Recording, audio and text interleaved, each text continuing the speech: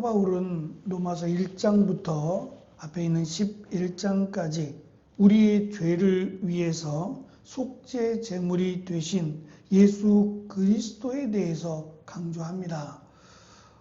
그것이 당시 로마에 있는 유대인 기독교인이든 이방인 기독교인이든 간에 굉장히 중요하게 선포되어야 할 말씀이기 때문일 겁니다. 굉장히 혼란스럽고 또 다른 지역에 비해서 이 로마라고 하는 다양한 신들 또 다양한 우상들을 섬기는 나라였기 때문에 사도 바울은 무엇보다도 예수 그리스도의 대속에 대해서 가장 많은 강조를 합니다.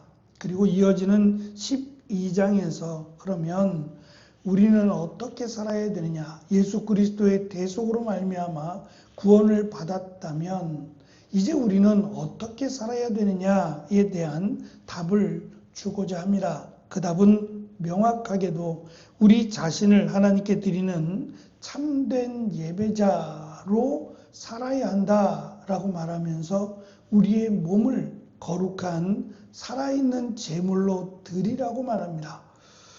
어떻게 보면 굉장히 과격하고 굉장히 강한 그런 언어라고 할 수 있을 겁니다. 이렇게 해야 될, 이렇게 우리의 몸을 살아있는 제물로 드려야 될 중요한 이유를 2절에서 밝힙니다.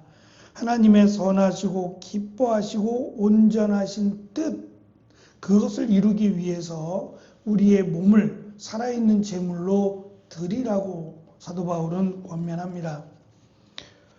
특별히 우리의 몸을 하나님께 제물로 드리는 이유가 1절에서 밝힌 대로 하나님의 모든 자비하심으로 말미암았다라고 말합니다. 하나님께 드리는 제물의 기준은 거룩해야 합니다. 흠이 없어야 합니다. 그것이 첫 번째 기준이었습니다. 그렇다면 우리를 하나님이 제물로 받으실 수 있을까? 우리의 몸을 하나님께 드릴 수 있을까가 먼저여야 됩니다.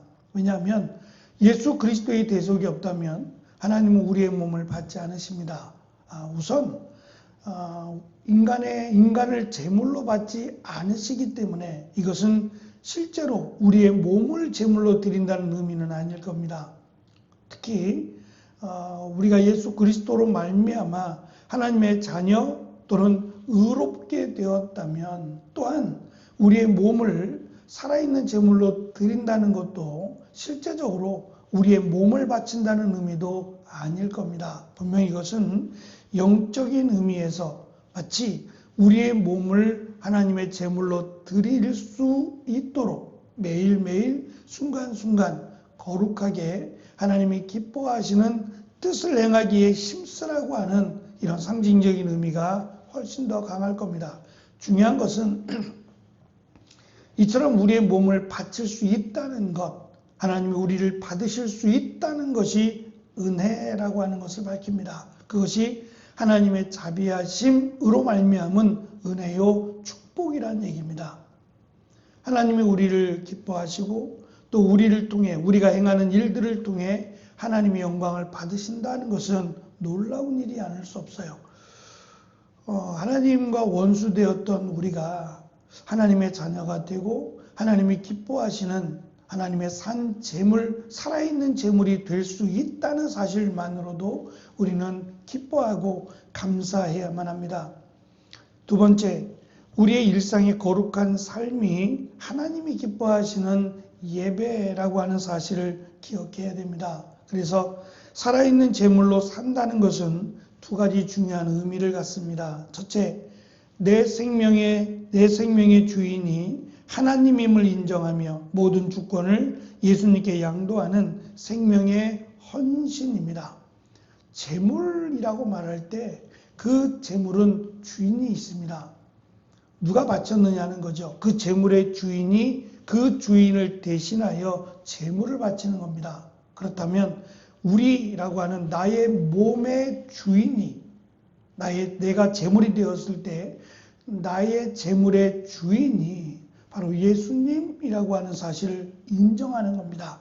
특별히 내 생명이 주께 있다라는 것을 인정하라고 하는 말씀이기도 합니다. 두 번째는 주일을 넘어서서 월요일부터 토요일까지 우리의 일상 속에서 구별되어 살아가는 삶의 헌신을 의미합니다.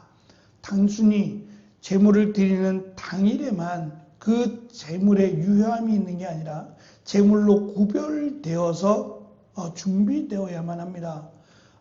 그러니까 제물로 선택된다는 것은 그 제물의 지금의 모습, 거룩한 모습, 흠이 없는 모습뿐만 아니라 처음부터 바쳐지는 제물은 구별되어 있습니다. 살펴보니 이것은 괜찮아 라고 해서 구별되는 게 아니라 처음부터 하나님께 바쳐지는 제물은 이미 구별되어서 그 제물이 양육되어집니다. 그렇게 서로 관심을 갖고 흠이 없도록 하나님께 바쳐지는 제물에 문제가 생기지 않도록 구별되어 살아간다는 겁니다. 사도 바울은 그것을 알았고 우리가 하나님께 바쳐지는 제물로서 구별되어 살아갈 것을 사도 바울은 우리에게 권면을 합니다. 마지막 세 번째는 분별함으로 날마다 마음을 새롭게 해야 된다라고 강조합니다. 어제도 잠깐 말씀드린 것처럼 이 세 가지 하나님의 선하시고 기뻐하시고 온전하심이라고 하는 이 세 가지가 사실은 한 가지입니다. 이 세 가지가 한 가지를 상징하고 있고 이 한 가지가 세 가지로 지금 나누어서 하나님이 가장 가치 있게 보시는 것이 무엇인지, 그리고 하나님이 기뻐하실 만한 것이 무엇인지, 또 하나님께서 이 일을 통해서 하시고자 하시는 하나님의 뜻이 무엇인지를 함께 분별하라고 우리에게 강조해 주고 있습니다. 그래서 이 분별이라고 하는 결단은 이 세대의 가치관을 본받지 않겠다라고 하는 단호함과 또 날마다 말씀을 통해서 마음을 새롭게 함으로 변화를 받겠다는 겸손함이 여기에 포함이 되어 있다라고 할 수 있을 겁니다. 하나님께서 우리를 이 땅에 보내신 뜻이 무엇이며 우리를 통해서 하나님께서 원하시는 뜻이 무엇인지를 우리가 귀담아 듣지 않으면 내 생각, 내 방법에 치우치게 됩니다. 당시 로마는 굉장히 어수선했습니다. 특별히 이 로마 교회라고 하는 목숨을 걸어야 되는 이 공동체 속에서 유대인 기독교인들 그리고 이방인 기독교인들이 서로 하나가 되지 못했어요.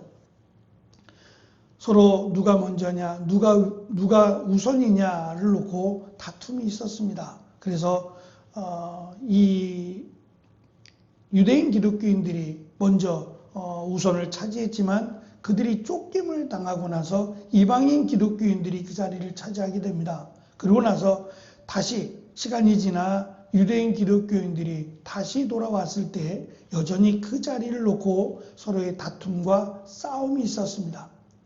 이런 상황 속에서 사도 바울은 누가 먼저냐, 누가 우선이냐가 아니라 다 하나님 앞에 드려지는 산 제물로서 바쳐질 것을 권면하고 있는 겁니다. 누가 우선이냐가 중요하지 않다는 겁니다. 하나님이 받으실 만하냐, 하나님이 기뻐하실 만하냐가 우선이 되어야 된다는 겁니다. 그렇다면 헌신이 먼저입니다. 사람들로부터 인정받는 게 먼저가 아니라 하나님 앞에 헌신이 우선이 되어야 된다라는 것을 사도 바울은 강조하고 있습니다. 그것이 하나님께서 기뻐하실 만한, 하나님이 받으실 만한 살아있는 제물로서 강조하고 있습니다. 하나님이 받으시는 예배는 장소의 문제가 아니라 존재의 문제입니다. 사순절 14번째 날을 지나면서 우리의 말 한마디, 행동 하나가 하나님께 드려지는 향기로운 제물로서 하나님이 기뻐하시는 뜻을 이루어드리는 우리가 되기를 원합니다. 나를 먼저 생각하면 내 생각, 내 뜻이 앞서게 됩니다. 하지만 하나님을 먼저 생각하고 예수님의 은혜를 생각하면 우리의 생각은 단순해집니다. 하나님이 나를 원하신다라고 하면 결정은 쉬워진다는 겁니다. 나의 복잡하고 나의 많은 생각들이 하나님께서 무엇을 원하실까를 생각하면 단순해진다는 얘기입니다. 사도 바울은 단순한 삶을 살았습니다. 하나님이 무엇을 기뻐하실까? 하나님이 무엇을 원하실까를 생각하며 살았다는 얘기입니다. 그래서 그의 삶은 단순하지만 그의 삶은 하나님이 기뻐하시는 살아있는 제물의 삶이 될 수 있었습니다. 세상은 우리에게 많은 생각을 갖게 합니다. 사회의 제도가 바뀌거나 정책이 바뀌거나 여러 가지 속에서 우리의 생각을 복잡하게 만듭니다.